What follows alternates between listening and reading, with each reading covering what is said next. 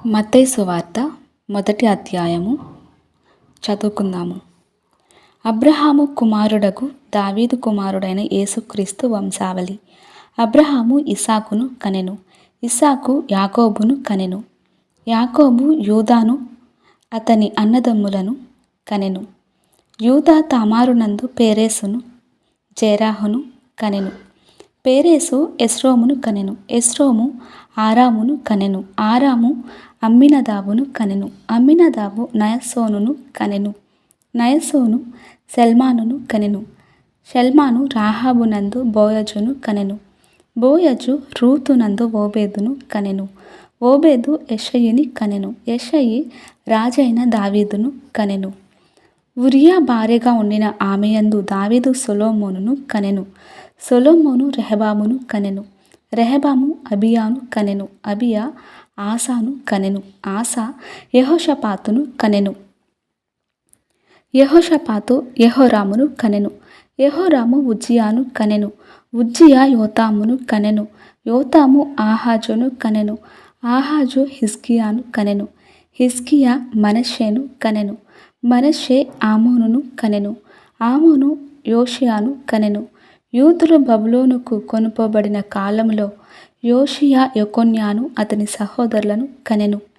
బబులోనుకు కొనుపోబడిన తరువాత యెకొన్యా షయల్తీయేలును కనెను, షయల్తీయేలు జెరుబ్బబేలును కనెను, జెరుబ్బబేలు అబీహూదును కనెను, అబీహూదు ఎల్యాకీమును కనెను, ఎల్యాకీము ఆజోరును కనెను, ఆజోరు సాదోకును కనెను, సాదోకు ఆకీమును కనెను, ఆకీము ఎలీహూదును కనెను, ఎలీహూదు ఎలియాజరును కనెను, ఎలియాజరు మత్తానును కనెను, మత్తాను యాకోబును కనెను, యాకోబు మరియ భర్త అయిన యోసేపును కనెను, ఆమెయందు క్రీస్తు అనబడిన యేసు పుట్టెను.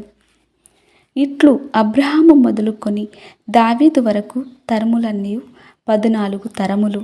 దావీదు మొదలుకొని యూదులు బబులోనుకు కొనుపోబడిన కాలము వరకు 14 తరములు. బబులోనుకు కొనుపోబడినది మొదలుకొని క్రీస్తు వరకు 14 తరములు.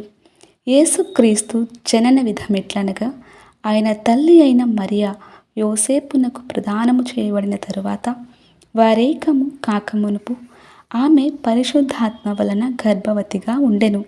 ఆమె భర్త అయిన యోసేపు నీతిమంతుడై ఉండి ఆమెను అవమానపరచనులక రహస్యముగా ఆమెను విడనాడ ఉద్దేశించెను.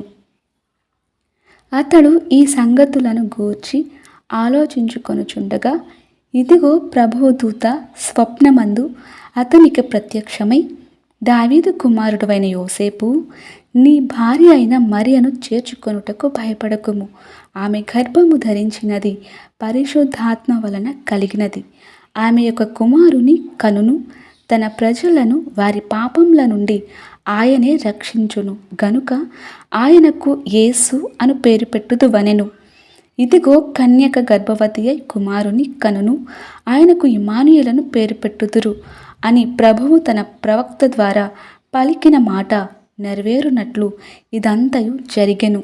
ఇమ్మానుయేలను పేరునకు భాషాంతరమున దేవుడు మనకు తోడని అర్థము.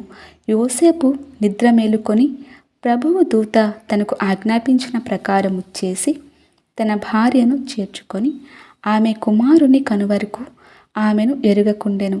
అతడు ఆ కుమారునికి యేసు అను పేరు పెట్టెను.